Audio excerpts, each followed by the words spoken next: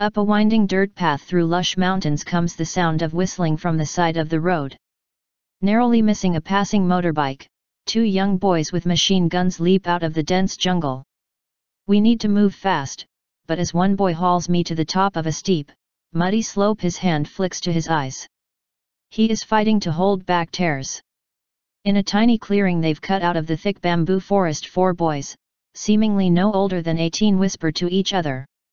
Sweating from the quick climb and dense heat, they hang up their torn blue uniforms on bamboo branches and prop up their battered old Alaska 47s. These are the remnants of the Royal Laos Army, hired by the Americans to disrupt Ho Chi Minh supply lines during the Vietnam War.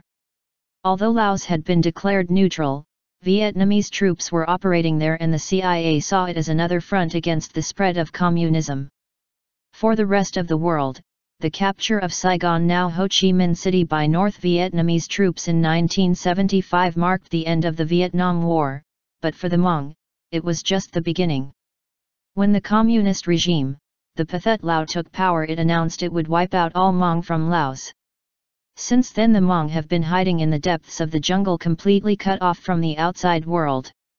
The young soldiers lead the way to their people deep behind enemy lines in the Sesombaon special zone.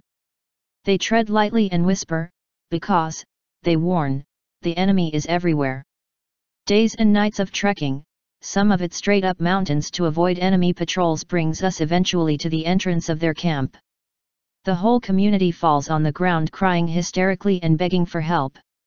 Old women shake with emotion as they speak of the horrors they have witnessed, while young children weep at their first sighting of an outsider. CIA veteran Choher lies face down in the dirt, praying for the rescue of his people. US and world leaders, please come and rescue us and stop the Laos government persecuting us for being the CIA's foot soldiers during the secret war, he says. More than 30 years ago, when the Vietnam War finished and the CIA pulled their agents out, Sherfer was a young man. When the Americans left, they took a handful of Hmong fighters with them, leaving more than 10,000 of their allies behind to fend for themselves. Bitter at their betrayal, the Laos government persecuted those who had fought alongside the Americans, forcing the Hmong to retreat deep inside the jungle. We had no choice but to take the weapons the Americans gave us and flee to the jungle, said another CIA veteran, Chong Pha Thao, wiping tears from his cheeks.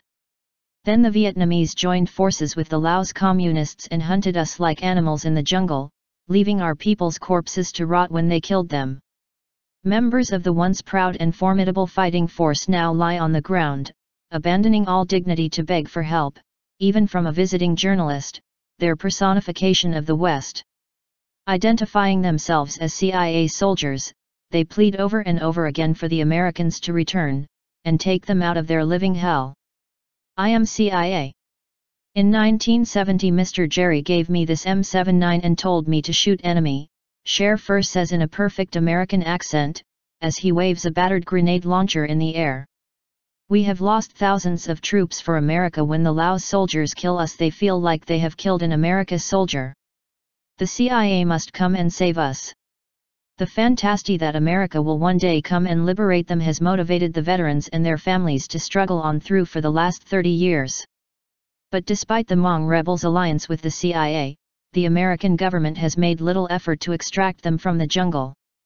Bill Lair, the legendary CIA agent who coordinated the operation to build an anti-communist resistance army out of poorly educated jungle tribes people, defended the agency's actions.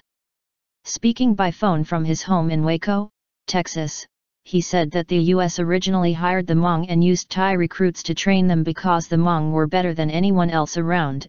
Every step they took was up or down so they could move a lot faster than the enemy. But when asked if America should now take steps to save them, he replied, "The CIA owes them nothing. We gave them the choice to leave, but they decided to stay, thinking they could go back to how they used to live in the mountains."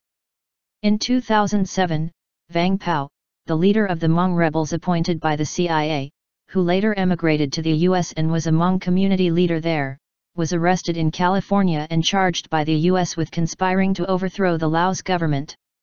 The charges were later dropped, but the message was clear: America was now on the side of Laos, its former enemy, an enemy it trained Vang Pao to fight.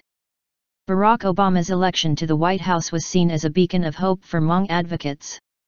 He has called for all parties to respect international law and ensure that displaced Hmong are not placed in harm's way. However, despite an international furor, more than 4,500 Hmong refugees were forcibly repatriated back to Laos by Thailand, where they had sought refuge. The U.S. government issued statements saying it was concerned, but took no action. The Laos government subsequently invited 3 U.S. congressmen to visit. They later claimed that the returnees were being treated well, which ignited anger among Hmong advocates said the trip was orchestrated by the Laos government. Weeks later, visiting Congressman Joseph Cao said he would like to increase aid to Laos. But Hmong leaders believe U.S. aid has already been funneled into the Laos government's military efforts to eliminate, as the Hmong call themselves, the CIA's forgotten allies. Cut off from the outside world, this is the first time the jungle leaders have heard that the Hmong refugees were being sent back to Laos. On receiving the news, their despair is evident. At least before, we thought we could escape to Thailand, but now we have no place to run to, says Zhao Fur as he looks over to a mountain just 3 miles away. We can't keep running, soon we will all die here. Just over that mountain is where the enemy is, and as we speak they are hunting us down with dogs. It's just a matter of time before they attack us again. Weeks earlier the Laos Army had stormed the Hmong's previous temporary camp in what they believe was part of campaign to prepare for the 25th Southeast Asian Games. In the raid a 14-year-old boy was killed. The leaders say he was unarmed and foraging for food to feed his family. My son was shot by the communists last month, the boy's mother says as she prepares food for her other children. He didn't have any gun, just finding food for us, but I don't have the ability to do anything. I can only die inside. Frequent attacks force the groups to change camp every 2 weeks and break up into small numbers to avoid large-scale offensives by the Laos Army. This leaves the community no chance to farm food or forge a proper way of life. With no other choice, boiled tree shrub has become their daily diet, and at times they are lucky if they can catch a jungle rat or monkey. The lack of nutrients has left the group visibly malnourished. Both young and old have swollen abdomens. Eating the tree shrub leaves them starving, so like animals, women and children take to the surrounding hills to dig on their hands and knees. Outside the camp, they claim that many women and children have been killed by the Laos Army, and the lucky ones have bullet wounds to show. I feel so unhappy to give this food to my kids, but we have no other choice, one mother explains. It's too dangerous to hunt and we can't reach the villages because the communists will kill us. Sometimes we are too scared to go out, so we just starve. The Lao Foreign Ministry spokesman Kenthong Nuon Thasing has denied that the group exists, stating, if anything, they are nothing more than bandits.